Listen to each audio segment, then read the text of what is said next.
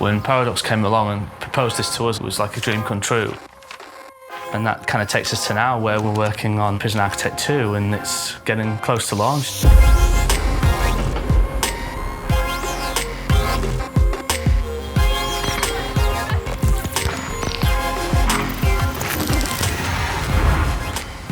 I think players are ready for a sequel, and we've hit that natural conclusion where bringing the game to 3D is also opening a wealth of new possibilities.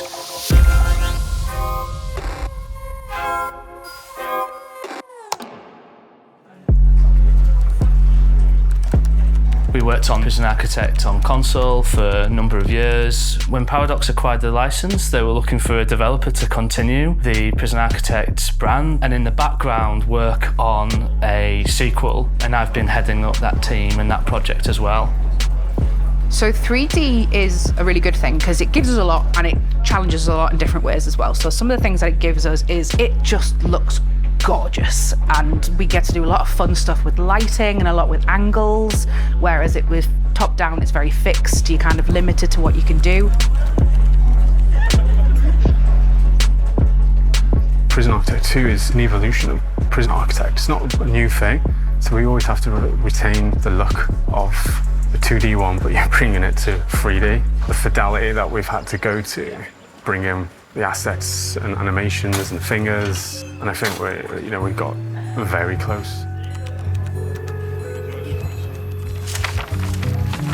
This is some very early concept art that we explored, and with the animations, by adding fingers now they can reload guns, they can manipulate buttons, facial features, the eyes. That has been a big game changer. So here we're exploring cells, how we're taking this one and then we've reconcepted it into 3D, and there's a lot of things going on here again with roughness and metallic values now, so they react to the light. Early plot building area, it was difficult for us to get the scale. And eventually we scaled them down and pushed them way back. It opens up the environments, creates more vast landscapes, and that's kind of, for me, what it was always about with these worlds.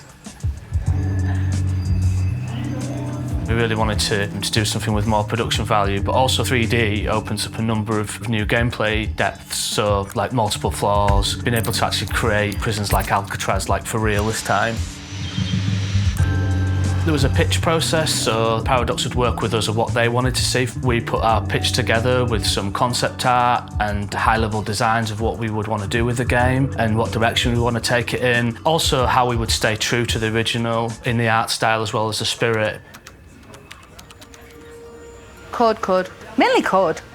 Design pod, animation, art. We'll not bother with the kitchen, it's very exciting though. We make coffee there. We've got our incredible animators and artists doing some brilliant work, making the game look absolutely phenomenal and amazing.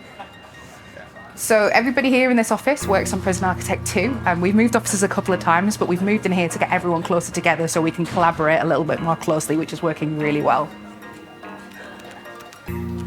I was always working quite closely with the community, and one of the big things that kept coming up from people was, we want multi-floor. And then as soon as that opportunity came up, we knew to make multi-floor work, it's got to be 3D. And then as soon as we got into the green light process, that became really exciting really quickly, because we got to work with a lot of these things that people wanted and turn them into something quite brilliant. The challenges though, that one of the very first things we had to do on the project was figure out how the scale of the game translates from the first one to the second. You might not see it on first glance when you're playing the game, when you're playing a prison, but actually the ratio of inmate to walls, for example, is like halved. So the population of the prisons are smaller and the size of the prisons expand to grow that, because it's not just a 2D sprite that can wander over and just sit on a bed. So that was a massive challenge, just getting prisoners to move from one place to the other at the correct speed, at the right time. It gave us so much more freedom to develop the game, but it also meant there was a lot more questions that we needed answers to, rather than just sitting in 2D. Tom Cruise lookalike. This is still my favourite. I think I could have a version of this blown up on my wall at home. It is amazing, where I've worked on games where the concept art doesn't look like the game in the end.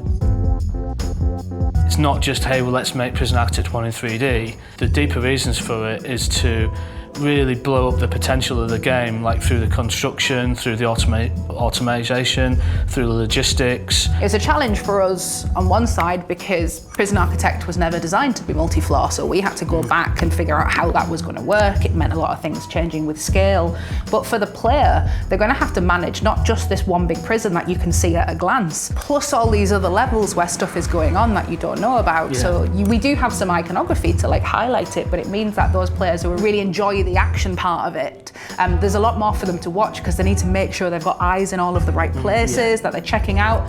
There's a lot more challenges for the player now. I think that's a cool thing where I also felt in Prison Architect 1 that if I was really playing efficiently, the most efficient prison is having everything along the road in a big line because, well, the delivery's there and I don't want to have my canteen the far side of the prison because it's going to slow things down. Now we've got that extra dimension as well where players kind of have, well, I've got to put my canteen on the top, my kitchen underneath, and then have a stair between them. And that, for me, that's one of the most exciting things, seeing how players will design their prisons with this new dimension, literally, as well as land expansion. Everything makes a bit more sense now. With windows on the wall, I can actually see through them. Well, snipers wouldn't have made any sense at all if the floors didn't react to each other and didn't interact. Yeah, there's a lot of creative possibilities, I think.